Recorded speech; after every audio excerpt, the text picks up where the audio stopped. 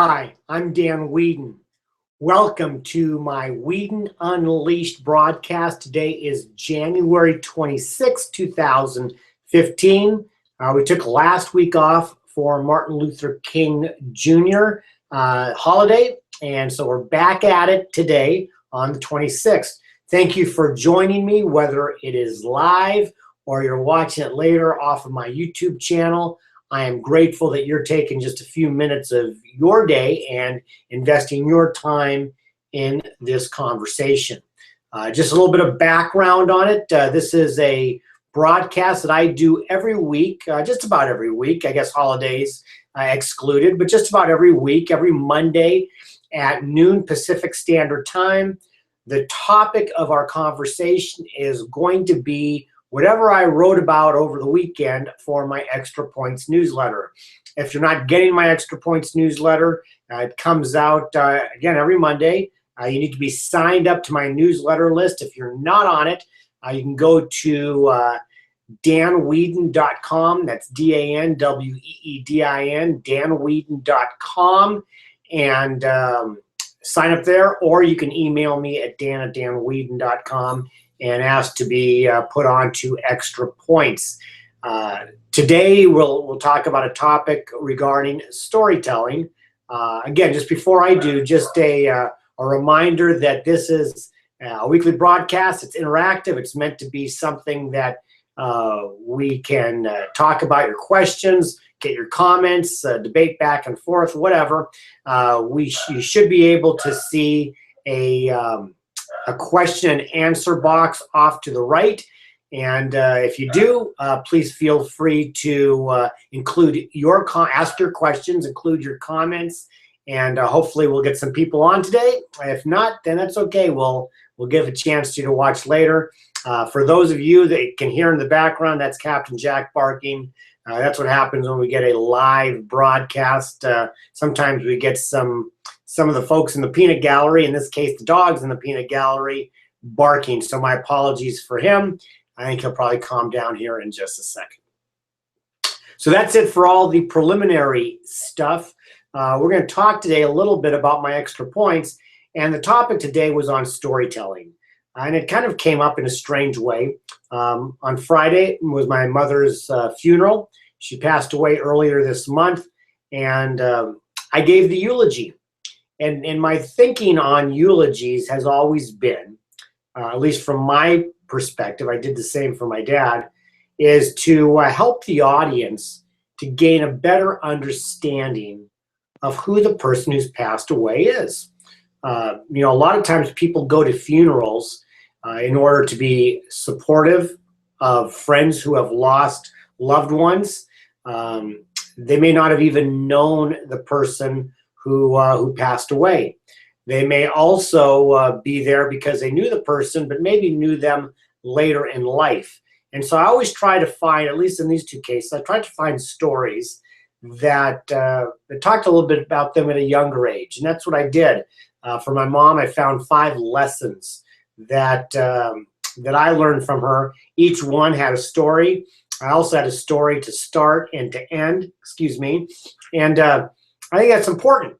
I think it's important to tell stories because it helps the audience to identify that person, their life, and what, if any, message comes out of it. The same is true in any situation where you are trying to be influential. Think about it from both a business perspective and from a personal perspective. From a business perspective, when are you trying to be influential?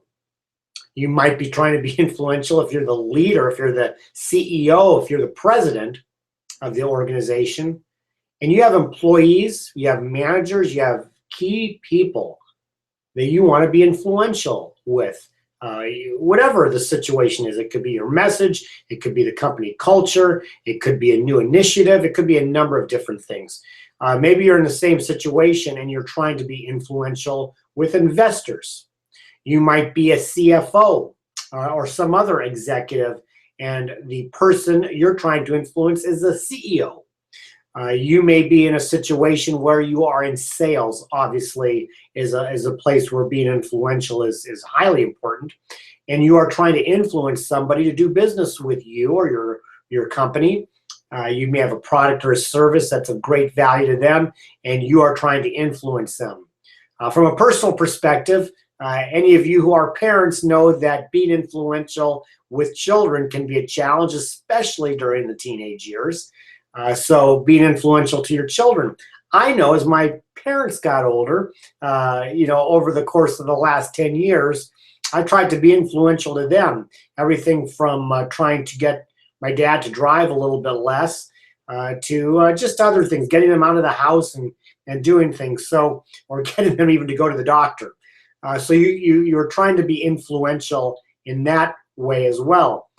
You can imagine as you go through any day, there is probably at least one time every day where you would like to influence somebody, whether it be an employee, whether it be a colleague or a peer, whether it be somebody who you'd like to become your client, or maybe it's a client. Who else? Heck, you might even be trying to influence your dog, and you can use language there too, but not stories necessarily.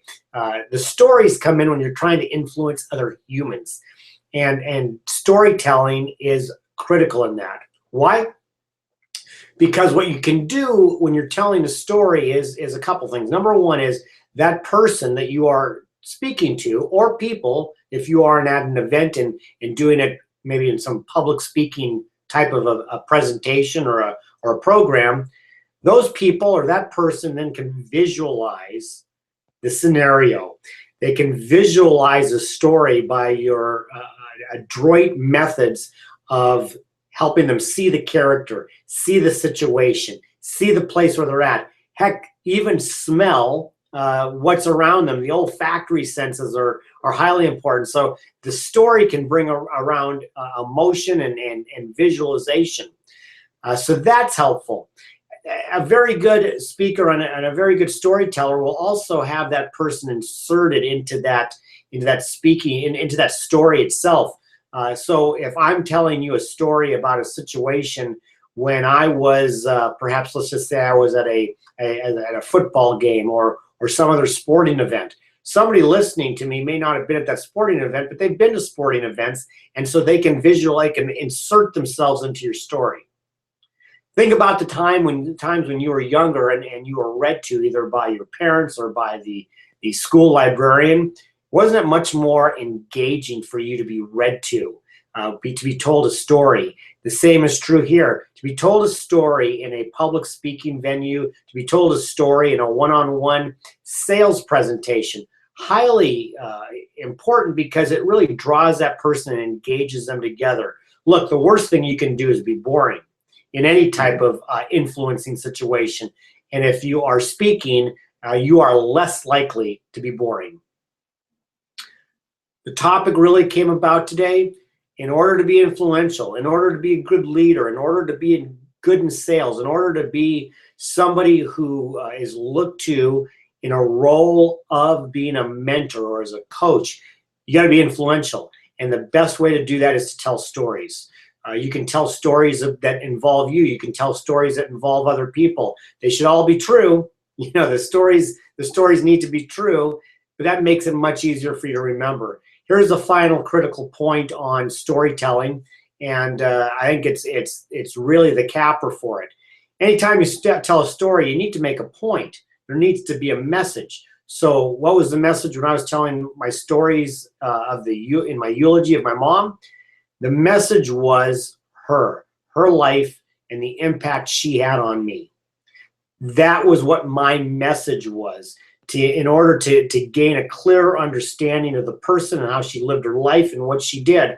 And numerous people, including today, come up and tell me, I didn't know that about your mom. I didn't know that about her life. That was news to me. I didn't know that. I'm glad I know it now. Mission accomplished. What about you? What is your message? And it can't just be selling an idea or selling a product. There has to be a better, deeper, and more clear message. What is your message? How can you take your story and turn it into either a metaphor or an allegory into a deeper, more important message?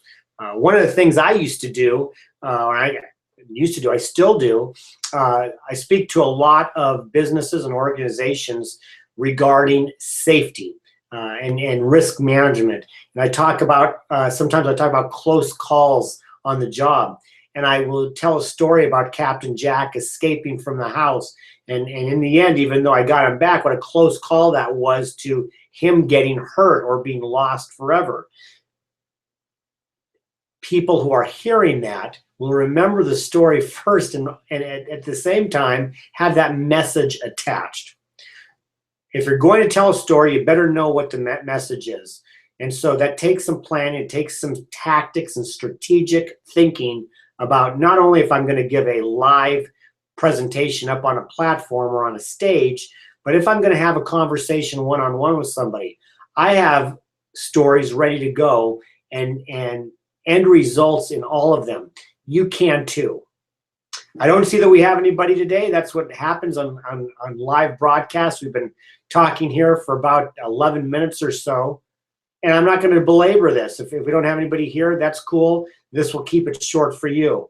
What I do want to highlight and reemphasize, though, is the importance of storytelling, both for you professionally and personally, when you are trying to be influential. If you're in a position of leadership, if you're in a position of influencing, becoming a master storyteller in your speaking, one-on-one or to large groups, will help you accomplish that. We'll be back next Monday. I guess that would be, I think, February 1st or February 2nd. Sorry, I don't have my calendar in front of me, but it'll be, I think it's February 2nd. We'll be back live. Yeah, it is February 2nd, Groundhog's Day. We'll be back at noon Pacific time. I hope you will consider joining me. Hope you'll read the newsletters and come on, join us and join in the conversation. I'd love to hear from you. You can visit me at www.danweedin.com. Email me at dan@danweedin.com. And I hope and wish for you that you have a great rest of the day and a great rest of the week. And we will hope to see you at the next broadcast. Ciao.